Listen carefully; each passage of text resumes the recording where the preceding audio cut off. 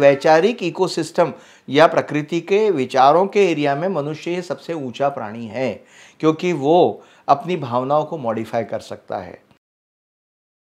Covid महामारी में हमने बहुत कुछ सहा है, कुछ लोगों को नुकसान भी हुआ है और कई लोगों को अपनी नौकरी से हाथ धोना पड़ा। ऐसी बहुत सी चीज़ों का सामना हम सब ने इस महामारी में अपने स्तर पे किया है, पर कुछ लोग इस महामारी में स्ट्रेस और डिप्रेशन का शिकार भी हुए हैं। पर किसी ने ये सोचा है कि कोविड डेथ रेट से ज़्यादा सुसाइड केसेस हैं। कुछ लोग कोविड पॉजिटिव थे तो कुछ लोग संदिग्ध कोविड पेशेंट्स थे, तो कुछ लोगों ने पैसों के कमी के चलते डिप्रेशन का शिकार होकर सुसाइड की। रिपोर्ट्स की माने तो 2019 में सुसाइड रेट 12.70% था, जो अब काफ़ी बढ़ चुका है। इस बारे में और गहराई से जानने के लिए द फ्री मीडिया ने मशहूर साइकियाट्रिस्ट डॉक्टर शैलेश पानगांवकर और एंटी सुसाइडल कैंपेन नागपुर को चलाने वाले रोहित मोटवानी से बात की है। नमस्ते, मैं डॉक्टर शैलेश पानगांवकर, एक साइकियाट्रिस्ट हूँ, नागपुर में हूँ और हमारे सामने एक विशेष समस्या है इस कोविड के दौरान बढ़ते हुए आत्महत्याओं के प्रमाण। और इस पर चर्चा करते हुए मुझे एक इन्फॉर्मेशन जो आपको देनी है वो ये है कि आत्महत्या बेसिकली एक ऐसी अवस्था है जिस अवस्था में मनुष्य अपने आप को हतप्रत पाता है, सॉल्यूशंस नहीं मिलते हैं, इसलिए यही सोचता है कि अब जीवन जीने का कोई अर्थ नहीं। उसके अंदर एक निराशा का अकस्मात आया हुआ भाव भी रह सकता है या लंबे समय से चलने वाली एक अवसाद की अवस्था भी रह सकती है। इस अवस्था में मनुष्य हमेशा अपने आप को इतना कमज़ोर पाता है कि आने वाले समस्याओं की कल्पनाएं और वातावरण में आज की जो कठिनाइयां हैं उसको वो संभालने में असक्षम महसूस करता है। उसको ऐसा लगता है कि वो कुछ कर ही नहीं सकता। हेल्पलेसनेस, होपलेसनेस और वर्थलेसनेस नाम की ये फीलिंग आती है न, मेरी कोई वैल्यू नहीं, मेरा इस जीवन में कोई मददगार नहीं और मदद मिली तो भी मैं उसकी कोई उपयोगिता साबित नहीं कर सकता। ऐसी एक मानसिकता तैयार होती है जिसको हम अवसाद कहते हैं या डिप्रेशन कहते हैं। तो डिप्रेशन आने की जो वजह होती है वो दो प्रकार की होती है या दो रास्तों से आती है। एक बेसिकली आज की परिस्थिति अगर गंभीर हो, चुनौती भरी हो और उस चुनौती का सोल्यूशन, उसका हमें प्रॉब्लम को सॉल्व करने की अगर हमारे पास में क्षमता महसूस नहीं होती या ताकत महसूस नहीं होती तो हमें हताशा आ सकती है। अक्सर ऐसी अवस्थाओं में मनुष्य हमेशा उन परिस्थितियों का एक बड़ा रूप देखता है। जैसे उस मुसीबत को देखते समय उसके जब सॉल्यूशंस नहीं मिलते तो उस मुसीबत का रूप उसके सामने विकराल दिखता है, उसका बड़ा हुआ रूप दिखता है और उसी लिए उसे हम कहते हैं कि मैग्निफिकेशन ऑफ प्रॉब्लम्स हो जाते हैं दिमाग में। हमेशा 24 घंटे तक मनुष्यों का मन ये किसी न किसी उसी उलझन में अगर उलझा रहे तो मस्तिष्क के अंदर कुछ रसायनों परिवर्तन भी होते हैं। अक्सर ये कहा जाता है कि अवसाद के साथ जुड़े हुए सेरोटोनिन, डोपामीन और नॉरएपिनेफ्रिन नाम की जो 3 रसायनों की एक श्रृंखला है उसका समीकरण बिगड़ जाता है। इक्वेशन बिगड़ जाने के कारण मनुष्य सकारात्मक सोच नहीं ला पाता या बुरे सोच को रोक नहीं पाता और इसीलिए ये परेशानी ग्रस्ती है उसे। उसकी नींद की कमी, भूख प्यास की कमी, काम करने का उत्साह खत्म और लोगों से जुड़ने की क्षमता खत्म, बातचीत करने की इच्छा खत्म, कंटिन्यूअसली रोना आना या अपने आप को बुरा कहना, ये विचारों की श्रृंखला चालू रहती है। यही लक्षण है डिप्रेशन के, अवसाद के। और करीब करीब ऐसा माना जाता है कि जब 400 लोग डिप्रेशन में जाएंगे उसमें से एक व्यक्ति को आत्महत्या का विचार प्रबल रूप से आएगा और अगर ये विचार करीब करीब 1200 लोगों में आता है तो उसमें से एक अटेम्प्ट कर सकता है। साधारणतः पूरे जनमानस में आज अगर हम पूरे ग्लोबल लेवल पे देखें तो आत्महत्या का जो प्रमाण है वो 1 लाख में 13 लोगों का है, यानी 1 लाख में से 13 लोग आत्महत्या करते हैं। आत्महत्या के बारे में एक और परिवर्तन जो हमने पिछले कई सालों में देखा कि ऐसा कहा जाता था कि आत्महत्या ये बीमारी नहीं है, आत्महत्या किसी बीमारी का लक्षण नहीं हो सकता, इसीलिए हमने उसको एक गुनह के कैटेगरी में डाला था। तो अब लेकिन पिछले 40 साल में हमने इसे एक मेडिकल इलनेस, एक साइकियाट्रिक इलनेस के रूप में क्लासीफाई किया है कि सुसाइडल विचार आना या डिप्रेशन तीव्र डिप्रेशन के लक्षणों में आता है और डिप्रेशन एक रोग है, इसीलिए इन लक्षणों से इसे बचाना, जैसे हार्ट अटैक वैसे ही आत्महत्या। डिप्रेशन की तीव्र लेवल पर हाईएस्ट लेवल पर आत्महत्या करने के विचार और उसके एक्शंस, उसकी क्रिया ये होती है। दूसरा परिवर्तन जो हमने देखा कि जो पहले सीनियर सिटीजन्स में ज़्यादा मात्रा में होता था, मेल्स में ज़्यादा होता था, वो घटकर धीरे धीरे यंग एज में होने लगा। यानी अनग्रेइंग कहते हैं उसको, कि कम उम्र के लोगों में आत्महत्याओं का प्रमाण बढ़ने लगे। पहले ये भी कहा जाता था कि 7 पुरुषों के पीछे 1 स्त्री आत्महत्या करती है। जब 7 पुरुषों 7:1 का रेशियो होता था, यानी पुरुषों के आत्महत्या करने की प्रवृत्ति और उसकी क्रिया ज़्यादा प्रमाण में होती थी, और स्त्रियों का आत्महत्या करने का जो तरीका या उनका जो इंटेंशन होता था वो क्राई फॉर हेल्प होता था। यानी उनको किसी चीज़ के लिए अपनी मनोकामना या मनोइच्छा को या इच्छा शक्ति को प्रदर्शित करने के लिए उन्हें ये सहारा लेना पड़ता था। तो कई बार हम उसको पैरा सुसाइड कहते थे। तो स्त्रियों की आत्महत्या को हम सुसाइड नहीं कहते थे, एक्सीडेंटल डेथ या पैरा सुसाइड के अटेम्प्ट्स कहते थे। और बहुत बार वो आत्महत्या की इच्छा से नहीं होता था, वो फ्रस्ट्रेशन, हताशा या अपने वातावरण में परिवर्तन लाने की एक साधन होता था। तो ऐसा माना जाता था। लेकिन पिछले 15 से 20 साल में हमने ये देखा है कि यंग लड़कियों के आत्महत्याओं के प्रमाण लड़कों से ज़्यादा हो गए। खास करके 16 उम्र से लेकर 22-24 साल की जो स्त्रियां हैं, लड़कियां हैं, उनके आत्महत्या के प्रमाण बढ़ गए। उसके भी कई कारण मीमांसा हमको करनी है, खोज करते हैं। 2 पेपर हमने भी पब्लिश किए हैं उस पर, इंटरनेशनल प्लेटफॉर्म पर। लेकिन स्त्रियों की आत्महत्याओं का लक्षण आना और वो वाकई अवसाद के लक्षणों के रूप में आना एक बहुत बड़ी चुनौती है हमारे लिए, क्योंकि हम इसे पहले नकारते थे, क्योंकि स्त्रियां आत्महत्या नहीं करती ऐसा हम मानते थे। अब उनके प्रमाण बढ़े हैं। तो ये एक पहला पार्ट हुआ कि अनग्रेइंग हुआ, यानी कम उम्र में आत्महत्या होने लगी, और स्त्रियों की आत्महत्याओं का प्रमाण उस उम्र के बच्चों के लड़कों से ज़्यादा होने लगा। अब जो नई समस्या आई है, जिसको हम कोविड पैंडेमिक कहते हैं, वो एक विशेष चुनौती सबके लिए बनी है। इसमें 2 प्रकार की चीज़ें आई। एक कि इसका सॉल्यूशन क्या है, और दूसरा आशंका अगले वेव की। ये दोनों चीज़ें आई। यानी वर्तमान में इसका इलाज और इसकी परेशानियाँ, इसके बारे में ट्रीटमेंट की प्रॉपर गाइडलाइंस हम लोगों के पास सेट नहीं हुई है। इसके साथ साथ availability of doctors, availability of hospital and beds, ये बहुत बड़ी चुनौती, खर्चा अलग से, और लॉस ऑफ जॉब इसके साथ जो हुआ, वर्क जो ख़त्म हुआ। तो हम सारे प्रकार के डायनामिक्स में तनाव देखते हैं, जिसको हम psycho social and financial burdens कहते हैं।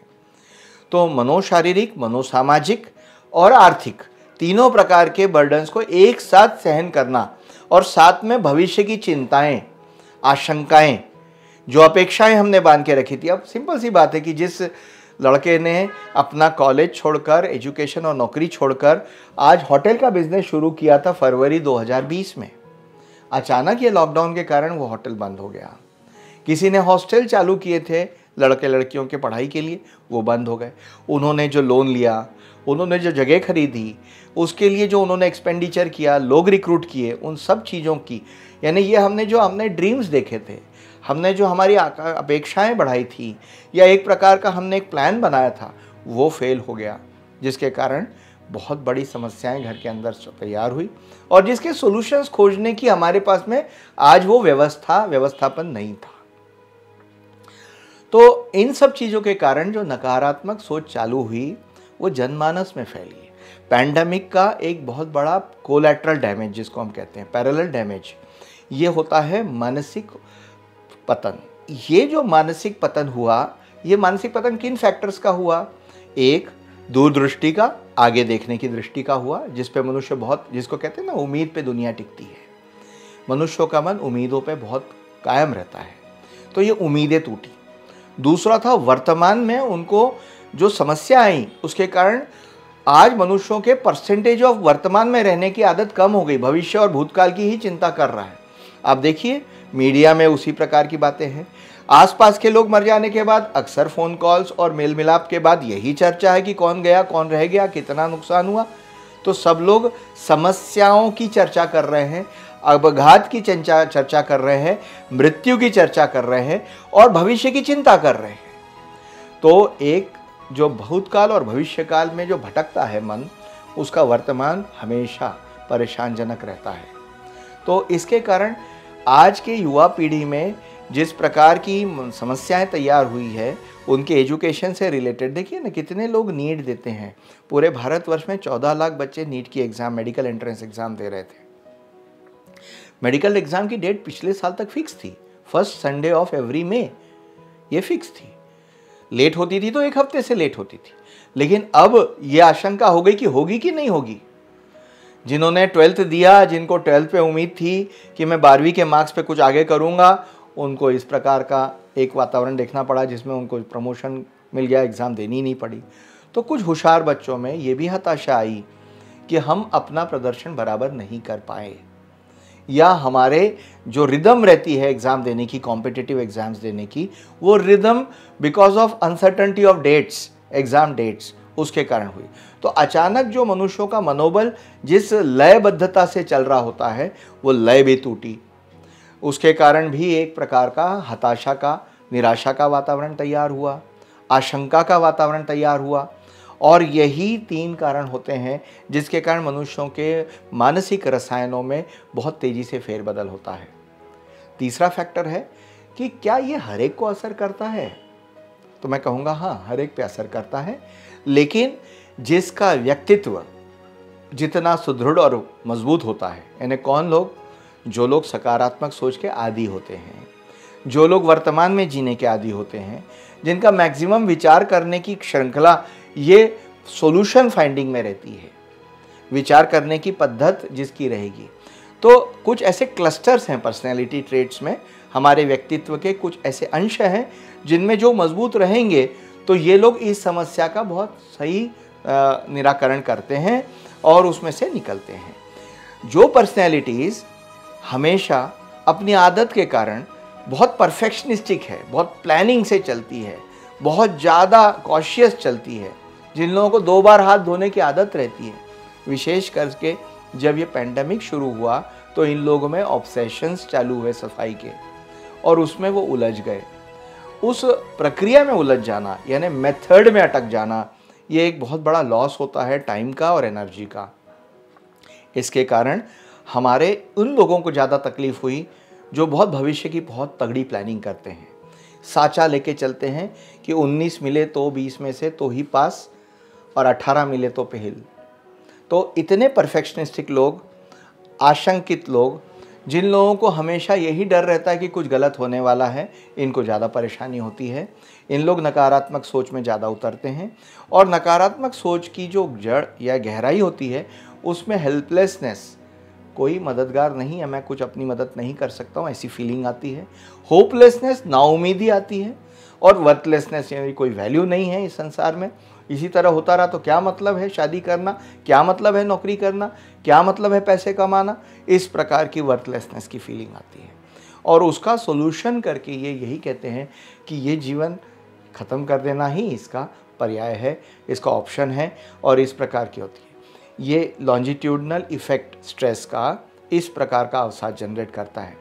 कुछ लोग इम्पल्सिवली सुसाइड करते हैं, उतावले होकर, that is called as impulsive suicide attempt या सुसाइडल बिहेवियर। इम्पल्स क्यों होता है? जो स्वभाव से बहुत अपेक्षा युक्त जीतता है और उसकी अपेक्षा एकदम खंडित हो जाती है, टूट जाती है, भंग होती है, तो उस समय वो ऐसा उतावला हो जाता है कि नहीं। अब जैसे मेरे परिवार में एक शादी तय हुई और उस शादी के लिए लड़के ने यही कहा कि नहीं 25 में फिक्स हुए तो 25 मई को ही होनी चाहिए। अनफॉर्चुनेटली उस समय कोरोना का दौर पीक पे था, हाईएस्ट पॉइंट पे था, बेड्स नहीं मिल रहे थे और आसपास डेथ्स की संख्या बढ़ रही थी। लड़की वालों ने बताया कि हम लोग अभी नहीं कर सकते, आप मत आइए, इसको पोस्टपोन करते हैं। लड़का उतावला होकर बोला कि अगर मेरी अभी शादी नहीं हुई तो मैं आत्महत्या कर लूँगा। तो तय यही हुआ कि शादी नहीं होनी चाहिए। जो लड़का इतना उतावला है, इतना ज़्यादा इम्पल्सिव है या उतने सॉल्यूशंस उसके लिए नहीं है तो रुक नहीं सकता है, तो उसको हमने यही समझाया। और उस लोगों की, ऐसे लोगों की हम लोगों को जो है, जब हमारे यहाँ आते हैं क्लिनिक्स में, तो हम लोगों को पहली चीज़ ये देखनी होती है कि इसके डिफेंस मैकेनिज़म्स, जो प्रकृति ने दिए हुए हम लोगों को जो सर्वाइवल इंस्टिंक्ट्स हैं, वो कितने तगड़े या कितने ज़्यादा काम कर रहे हैं। कई बार ये सर्वाइवल इंस्टिंक्ट्स हमें सिर्फ सर्वाइवल के लिए ही नहीं, इनफैक्ट कई बार उतावला भी बना देते हैं। तो हम लोग को उसको ट्यून करना होता है। तो उसके लिए हम लोग उसको शारीरिक व्यायाम, नींद की पर्याप्त मात्रा और उसका भोजन समय पर करने के लिए कहते हैं। तो एक्सरसाइज, खान पान और नींद, ये अगर 3 चीज़ें सेट की तो बहुत बार इस जो इम्पल्सिवली सुसाइडल आइडियाज़ आते हैं या अटेम्प्ट्स होते हैं उसको कम किया जा सकता है। तो मैं हमेशा रिक्वेस्ट करता हूँ यंगस्टर्स को कि they get involve in certain sports. घर में ही कुछ करो, आप एक्टिविटीज़ बढ़ाओ, इन्वॉल्वमेंट बढ़ाओ। दूसरा, चौथा पॉइंट जो रहता है वो सोशल कनेक्टिविटी का रहता है। अनफॉर्चुनेटली डिस्टेंसिंग के कारण हम लोग वर्चुअल मीडिया से कनेक्ट हो रहे हैं, व्यक्तिगत रूप से कनेक्ट नहीं हो रहे हैं आपस में। वो एक बहुत बड़ा ड्रॉबैक रहा। तो मैं कहता हूँ कि जो परिवार है, 3 पीपल, 4 लोग, 5 लोग घर में हैं, वो आपस में 1 घंटा बात करें। टीवी में ऐसे सीरियल्स देखें जो रिलैक्सिंग हो, न्यूज़ देखना बंद करें और आपस में बातचीत करें, चर्चा करें, जनरल चर्चा करें। मैचेस हो ही रही हैं। अभी बहुत अच्छा मेरे पास में एक थेरेपेटिक टूल मिला ओलंपिक्स का। लोगों को मैंने आदत डलवाई कि आप ओलंपिक्स के शॉर्ट्स वीडियोस देखें, आजकल सब जगह अवेलेबल हैं। मैच चल रही है इंडिया इंग्लैंड की, वो देखें, साथ में देखें, लेडीज़ भी साथ में देखें और इस तरह से वो एक इंटरेक्शन बढ़ेगा, चर्चा होगी। खाना सब साथ में खाएं, अकेले अकेले खाना न खाएं। उसके बाद इन लोगों की जो काउंसलिंग होती है उसके 2 ही टारगेट्स होते हैं। एक होते हैं वर्तमान जीना, वर्तमान में जीने की हम कोशिश कराते हैं। सपोर्टिव इकोसिस्टम जिसको हम कहते हैं, यानी हम फैमिली में सपोर्ट इस तरह दें कि रादर देन ये ज़्यादा सोचता है, इतना मत सोच, तू ऐसे ही सोचता रहेगा तो बीमार पड़ जाएगा, ये वाक्य बंद करें। हर व्यक्ति अपने अंदर में सर्वाइव होने की पूरी तैयारी रखता है, ये शब्द काम नहीं करते। इनफैक्ट हमने तेरी क्या मदद करनी चाहिए इसके लिए बगैर बोले, बगैर पूछे ही उसको साथ में ले जाएं, घुमाने ले जाएं। अभी जैसे लॉकडाउन ख़त्म हुआ तो मैंने बहुत सारे परिवारों को बोला कि आप कहीं घूम के आएँ, चाहे आप तीर्थ यात्रा करें, चाहे आप बेसिकली पिकनिक स्पॉट्स पे जाएं, खर्चा होगा लेकिन आप जाने से बदलेंगे और बहुत सारे लोग इसमें बदले हैं। तो स्ट्रेस मैनेजमेंट प्रिंसिपल्स जो मैंने आपको 3 इसमें बताया, दूसरा सपोर्टिव इकोसिस्टम और दूसरा चौथा होता है कॉग्निटिव बिहेवियरल थेरेपी, विचारों को सकारात्मक बनाने की आदत डालना। हमेशा मनुष्य जो बना है ना, वो सबसे कमज़ोर प्राणी करके बना है। प्रकृति ने हमारे शरीर पर भावनाओं से हमें सुरक्षा देने वाला कोई यंत्र नहीं दिया।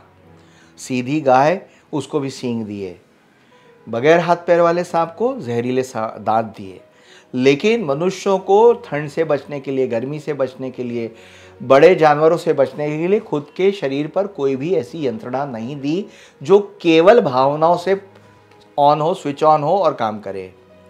मनुष्यों को दी है भूमिकाएं, और वो अगर अपने भूमिकाओं को अपना अस्तित्व समझता है तो वो कभी कमज़ोर महसूस नहीं करता। इसीलिए वैचारिक इकोसिस्टम या प्रकृति के विचारों के एरिया में मनुष्य ये सबसे ऊंचा प्राणी है, क्योंकि वो अपनी भावनाओं को मॉडिफाई कर सकता है। अगर किसी को एक अच्छा जोक आया व्हाट्सएप पे और वो तुरंत अपने दोस्त के किसी डेथ में जा रहा है तो वो अपनी भावनाओं को तुरंत मॉडिफाई करता है, दरवाज़ा चौखट पलटने के बाद वो सीरियस हो जाता है। ये मॉडिफिकेशन केवल मनुष्यों के पास अवेलेबल है। तो हम इन मॉडिफिकेशन के भावनाओं को नियंत्रित करने के टूल्स को मजबूत कैसे करें, इसके लिए कॉग्निटिव बिहेवियरल थेरेपी होती है और इसके ज़रिए हम सॉल्यूशन ओरिएंटेड बने और वर्तमान में अपने तनाव को मैनेज करें। लाइफ स्किल्स नाम की, जिसको जीवन कौशल कहते हैं, हम उसको उन्नत करें। जीवन कौशल में सेल्फ अवेयरनेस से लेकर तो एम्पैथी तक, समभाव तक, हम ये 10 स्किल आजकल स्कूल के हर किताब के, सीबीएसई के किताब के पीछे लिखी होती हैं, लेकिन कोई उसे पढ़ता नहीं है या इम्प्लीमेंट नहीं करता। वो इम्प्लीमेंट करने का ये समय है। कोविड जैसा पैंडमिक हमारे लिए लाइफ स्किल मैच्योरेशन का, स्ट्रेस मैनेजमेंट का और बेसिकली जीवन को वर्तमान में जीना और कर्तव्यों का आनंद लेने का एक फेज़ है। तो मैं हमेशा जो लेक्चर्स लेता हूँ उसमें बताता हूँ how this pandemic of Covid is an opportunity for self development. आत्मबल, आत्म पहचान, आत्मशोध का रास्ता इस ज़रिए होता है। तो हम लोगों ने क्या देखा इस पैंडमिक में कि सुसाइड के रेट तो बढ़े, यंग एज में ज़्यादा बढ़े, 45-50 तक के लोगों में कुछ आत्महत्या के विचारों की प्रवृत्ति बढ़ी, कुछ अटेम्प्ट्स भी बढ़े। हताशा बढ़ी, निराशा बढ़ी, स्वाभाविक है, अनसर्टनटीज़ जुड़ी हुई है, नाउमीदी जुड़ी हुई है उसके कारण। और ये परसेंटेज 13 पर लाख से बढ़कर 26-27 पर लाख तक आ गया, यानी 10-12 पर लाख बढ़े। इसका कारण था ये इकोनॉमिक और साइकोसोशल प्रेशर, जिसके कारण ये हो रहा है। तो उसको मैनेज करना है तो अपनी पर्सनैलिटी को पहचानना ये सबसे पहली लाइफ स्किल है कि मैं बहुत सेंसिटिव हूँ, तो मैं उन लोगों के साथ रहूँ जो मेरी सेंसिटिविटी को सपोर्ट कर दे, उसको रिमूव करें। भावनिक संवेदनशीलता को बदल कर वैचारिक संवेदनशीलता तक पहुँचे, इसके लिए पूरा सिस्टम है। Thank you very much. Thank you. Hi, मैं हूँ राहुल मोटवानी और मैं एक इवेंट मैनेजर और एक सोशल वर्कर हूँ। और मैं पिछले 8 से 10 सालों से मैं एक कैंपेन चला रहा हूँ, एंटी सुसाइड कैंपेन। और इसका एक हम लोग हेल्पलाइन भी चलाते हैं, नागपुर सुसाइड प्रिवेंशन करके, जो फेसबुक, इंस्टाग्राम और सोशल मीडिया के थ्रू चलता है। देखा जाए तो जब लॉकडाउन लगा था मार्च 2020 में, तब शुरुआत में सुसाइड रेट बढ़ गया था। मंथली सुसाइड रेट अगर देखा जाए तो जो एक्चुअल सुसाइड रेट रहता है उससे 3 गुना ज़्यादा हो गया था जब लॉकडाउन लगा था। लॉकडाउन लगने के बाद में थोड़ा बहुत सुसाइड में रेशो में कमी आई थी। फिर उसके बाद में लॉकडाउन के बाद जब फिर अनलॉक हुआ, तो अनलॉक होने के बाद में मैं एक चीज़ ऑब्ज़र्व कर रहा हूँ कि जब अनलॉक हो रहा है तो कई लोगों के मतलब झगड़े हो रहे हैं फाइनेंशियल। कोई किसी से पैसा मांगने को देख रहा है कि अब तो अनलॉक हो गया, हमको पैसा दो, या कोई किसी से मिलने के बाद कोई ना कोई रीज़न से झगड़ा हो जा रहा है फैमिली में या कुछ। तो अनलॉक में भी यानी सुसाइड रेशो बढ़ा ही है। तो वेव 2 में भी जो अनलॉक हुआ उसमें भी सुसाइड रेशो बढ़ा ही है। तो जो भी मतलब एज़ पर द पहले पैंडमिक की पहले और पैंडमिक में मतलब जो सुसाइड हुए हैं वो डबल से ज़्यादा ही हुए हैं। एग्जैक्ट ऐसा रेशो मैं नहीं बोल सकता इसमें, लेकिन पर जैसा मंथली अगर कैलकुलेट किया जाए, जैसे एक मंथ में जैसे अगर 30 सुसाइड होते थे तो फिर उसको डबल किया जाए तो 60 अबाउ सुसाइड हुए हैं एवरी मंथ। ऐसा अपन उसको कैलकुलेट कर सकते हैं। इंडिया में देखा जाए तो सुसाइड प्रिवेंशन का जो अवेयरनेस है वो काफ़ी वीक है। लोगों को जागरूकता दिलाना चाहिए, लोगों को बताना चाहिए कि सुसाइड नहीं किया जाए और सुसाइड को कैसे रोका जा सकता है। उनके हेल्पलाइंस नंबर प्रोवाइड करना हो और लोगों तक के मतलब कैसे पहुंचा जा सकता है कि जो डिप्रेशन में है। कई लोग ऐसा होता है कि जिनके पास पैसे नहीं रहते, सोल्यूशन नहीं रहते, तो आजू बाजू वाले लोग उनसे बात नहीं करते, उनसे दूर जाते हैं। तो वजह से भी उनको कोई सहारा नहीं मिलता कि उस टाइम पर क्या किया जाए। तो उसको एक ही रास्ता दिखता है कि नहीं यार, मेरे से अब कोई बात भी नहीं कर रहा, ना तो मेरे पास पैसा है, ना तो मेरे पास कुछ है, तो मैं उसके पास सोल्यूशन एक ही दिखता है कि मेरे को अब सुसाइड ही करना है। तो उस टाइम पर ऐसे लोगों को सामने आना चाहिए, कुछ सोशल वर्कर्स को सामने आना चाहिए कि ऐसे लोगों को समझा जाए कि कहाँ किसको तकलीफ़ है, तो उसको मोटिवेट किया जाए। क्योंकि ऐसी चीज़ें बता के नहीं आती है कि कब कौन किसके ऊपर कैसी सिचुएशन है और कैसी मतलब आप बीती है उनकी और कैसा वक्त चल रहा है। तो वो उस वक्त को समझ के उनको सहारा देना चाहिए, मोटिवेट करना चाहिए। क्योंकि बहुत सारे लोग ऐसे रहते हैं कि मतलब पहले स्ट्रॉन्ग रहते हैं फाइनेंशियली, फिर कुछ ना कुछ प्रॉब्लम आ जाता है। कब कोई शेयर मार्केट से प्रॉब्लम, कोई अपना बिजनेस में लॉस होने के कारण उनको प्रॉब्लम आ जाता है पैसों से रिलेटेड। तो ऐसे लोगों को सपोर्ट करना चाहिए। ज़रूरी नहीं है कि पैसों से, पर उनको मोटिवेट किया जाता है कि कुछ ना कुछ आगे सोल्यूशन निकलेगा। तो उस वजह से सुसाइड को प्रिवेंट किया जा सकता है। नागपुर सुसाइड प्रिवेंशन हेल्पलाइन जो अभी हम चला रहे हैं सोशल मीडिया के थ्रू, फेसबुक एंड इंस्टाग्राम के थ्रू, अभी हम लोग ये सिर्फ नागपुर में नहीं पूरे विदर्भ में इसको कवर कर रहे हैं कि पूरे विदर्भ के लोग जो हमसे जुड़े और जो अपनी तकलीफ़ है उनको कैसे ना कैसे हम लोग सुसाइड से प्रिवेंट करवाएं। और हमारा आगे का मोटिव यही है कि विदर्भ ही नहीं, हम पूरे महाराष्ट्र में कवर करने वाले हैं। और महाराष्ट्र के बाद हमारा लास्ट जो मोटिव है वो हम लोग पूरे इंडिया में इसको नेशनलाइज हेल्पलाइन चलाने का हमारा प्लानिंग है। तो धीरे धीरे हम लोग इस पर वर्कआउट कर रहे हैं और इस पर यानी अवेयरनेस के लिए हम लोग बहुत स्ट्रॉन्ग एक टीम बना के कुछ वर्कआउट करने वाले हैं। ये कैंपेन हमने जब 2012 में जब मैंने शुरू करने को देखा, तो मैंने शुरू करने के पहले मैंने ये देखा कि मेरे ही कुछ खास लोग हैं और जो पहचान वाले हैं उन्होंने सुसाइड किए हैं। और बहुत ही मतलब कोई बहुत बड़ा रीज़न नहीं था सुसाइड के पीछे। और काफ़ी मतलब ऐसा उसका सलूशन अगर कोई निकालना चाहे तो बहुत जल्दी निकल सकता था, और सुसाइड का नीड नहीं था उस टाइम पर। तो कहीं ना कहीं अवेयरनेस नहीं मिला या कहीं ना कहीं उनको सपोर्ट नहीं मिला, जिस वजह से उन्होंने सुसाइड किया था। तो यही चीज़ मैंने देख के सोचा कि क्यों ना अपन एक ऐसा कैंपेन करें कि जिससे मतलब जो लोग सुसाइड करने का सोच रहे हैं या सुसाइड कर रहे हैं उनको मतलब रोका जा सके, उनको प्रिवेंट किया जा सके, और अवेयरनेस लोगों में जागरूकता फैलाए कि सुसाइड नहीं करके मतलब और भी सारे रीज़न है कि सलूशन निकल सकता है, और कैसे उनको मोटिवेट किया जाए। कई लोग को है ना हम फ़ोन कॉल पे अटेंड करते हैं, उनको समझाते हैं, मोटिवेट करते हैं, और ऐसा लगता है कि अगर बहुत ज़्यादा मतलब साइकेट्रिस्ट की जिसको ज़रूरत है अगर, तो उनको हम फिर डॉक्टर के पास गाइड करके भेजते हैं या उनके फैमिली डॉक्टर से कंसल्ट करने को कहते हैं। देखो एज ग्रुप अगर बोला जाए तो एज ग्रुप सभी ग्रुप के एज है जिसमें मतलब इसमें कंसिडर्ड किया जाए जिन्होंने सुसाइड किया है। पर जो ज़्यादातर जो फाइनेंशियली जो प्रॉब्लम में चल रहे थे, कई लोग के जैसे बिजनेस रिलेटेड प्रॉब्लम थे, कई लोग के जॉब जिनका छूट गया, और भी यानी कुछ ऐसे फैमिली मैटर थे, तो यही सारे रिलेटेड थे जिन्होंने सुसाइड किए हैं। और इसमें कोई एज ग्रुप ऐसा नहीं है कि यानी इसमें देखा जाए तो 10 साल से लेके 50-60 साल तक के लोगों ने भी सुसाइड किए हैं। तो सभी एज ग्रुप इसमें मैटर करता है।